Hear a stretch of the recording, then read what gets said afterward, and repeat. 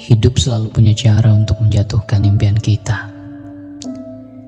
Impian itu bisa terkubur dalam keputusasaan dan dalam kesalahan masa lalu, serta kepercayaan diri yang rendah.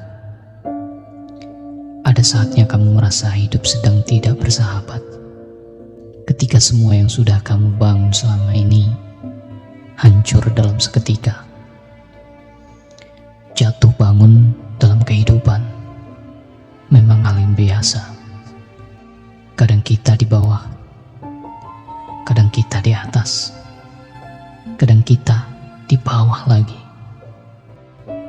Tidak mudah memang menerima, sangat tidak mudah ketika kita berada di titik terendah dalam hidup.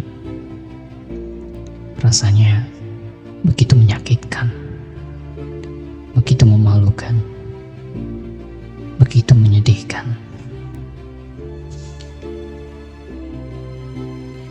Tapi walaupun begitu, walaupun kamu harus jalani sendiri, hadapilah dengan segenap hati.